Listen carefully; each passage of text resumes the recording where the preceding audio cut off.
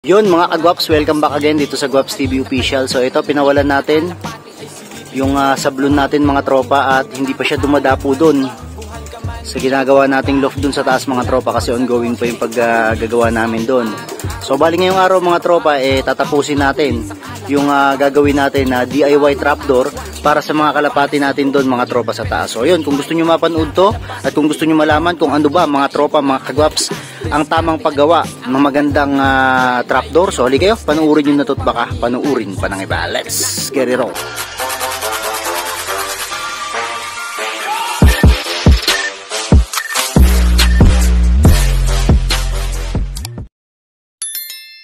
Yan, teka lang pala mga kagwaps, ito pala may gusto akong ipakita sa inyo. Tingnan nyo tong kulay white natin na to, ayan o. Yung kulay puti natin na young bird na to, tingnan nyo mga tropa yung paa nya. May balahibo mga kagwaps, ayan o.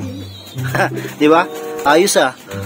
So tingnan natin, mukhang swerte yata yung mga ganitong kalapate mga tropa. Dati ang tawag namin dito sa ganitong mga kalapate is cowboy.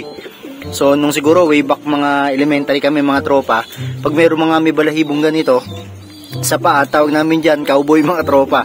So yun o, ayos diba? Napakagandang kulay puti nito mga kagwap. So tingnan natin kung ano ba yung magiging lipad nito sa atin. So ito, possible na ilipad natin to mga tropa sa norte pa rin siguro. Ayan, pang norte pa rin yata yung singsing na sinuksok ng bata natin dito. So yun mga kagwap, sali na kayo. Tingnan na natin at kukuha tayo ng kahoy, mga solid na kahoy para dito sa gagawin natin na solid na trapdoor. Yun mga kagwaps, ito nga pala yung sinasabi ko sa inyo na solid na kahoy na gagamitin natin. So mahogan nito mga tropang kalapatids, at ito po yung gagamitin natin ngayon sa gagawin natin na super trapdoor ng ating mga kalapate mga tropa. Simulan na agad natin mga kagwaps, at ipatira na agad natin to kay Yao Ming. So yan, ginagamitan namin to mga tropa ng planer para yung medyo makakapal na mga kahoy ay mabawasan mga kagwaps at maisunod natin sa kapal ng gagamitin natin na mga kahoy, kasi dapat hindi sila magkakaiba ng size. Kaya ginagamitan namin ng planer. So sa bagay, kumpleto naman si Kuya Gwaps TV dito, kaya okay lang mga tropa na medyo makapal. So bali dito, ayan, makikita nyo naman na talagang nababawasan mga kagwaps yung kahoy. So kung kayo wala kayong ganitong planer, siguro pwede na rin kahit paano yung grinder, basta hindi masyadong makapal yung pagbabawasan nyo. So yun mga tropa, tingnan natin, sisimulan na to. Ayan mga tropa, so bilisan na natin. So makikita nyo rito, sinusukat natin mga kagwaps yung mga kahoy na yan, at syempre yung lapad niya kailangan magkakaparehas din. So medyo mabusisi ito mga tropa, at yung kahoy kasi na gagamitin natin solid. Hindi rin siya basta-basta mga kagwaps na nagagamitan ng lagare, at sobrang tagal din. So ito, minamarkahan ko mga tropa, tapos ipapatira natin to sa furniture. Ito mga tropa, yan, galing na ng furniture to So ngayon, nagkikinis ulit kami mga kagwaps, at sinusure namin yung kapal. So kung makikita nyo, parang hugis sa triangle yan. So mamaya unti-unti nang mabubuo yan mga kagwaps, kaya abang-abang lang po tayo. So dito naman mga tropa, ayan, kita nyo yung kahoy na yan sa taas, ito yung magiging guide nya.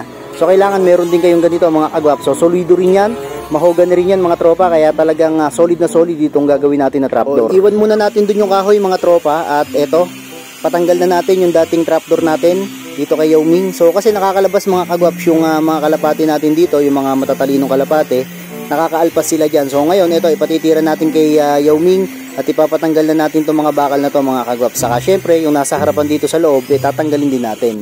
Ito na mga tropa, tanggalin natin lahat to, kahit mismong yung pinakalak dito sa trapdoor na to. At unti-unti nyo makikita yan mga kagwaps, kasi papalitan na natin yan para nasa gayon mas maganda at mas mapadali yung pagtitraining at paghuli natin sa mga kalapate.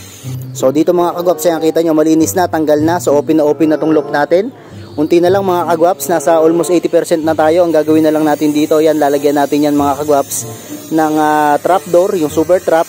And then susubukan natin kung meron pa tayo maa-add dito mga tropa. So sa ngayon bukas lang muna yan, at susukatan natin mga tropa ng kahoy yan para talagang 0-0 eka nga nitong si Yao Ming mga kagwaps.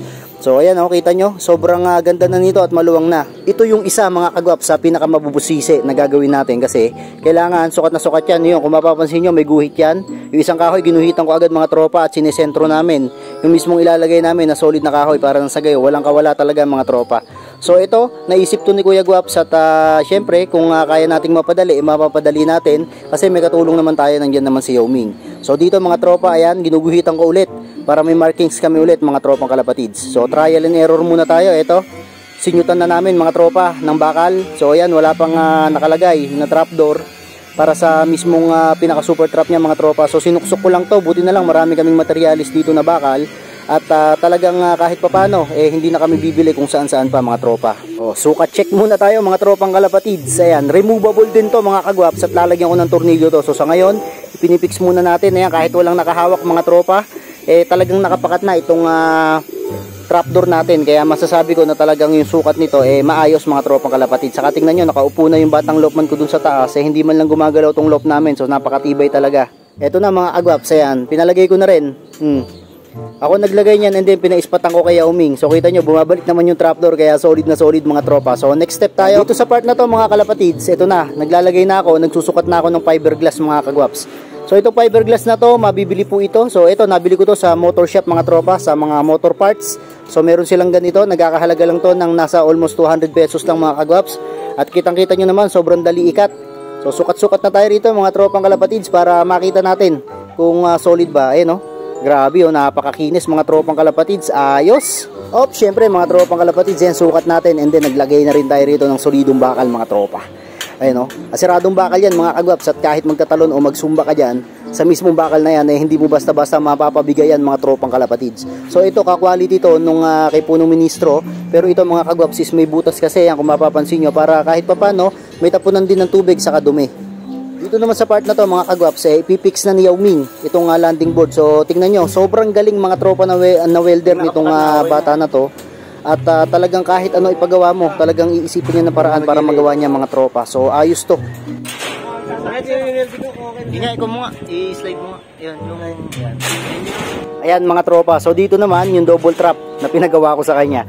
Naisip ko lang to mga tropa, tapos nilagyan natin na sirado ulit doon. Ayan, pinapacheck pa.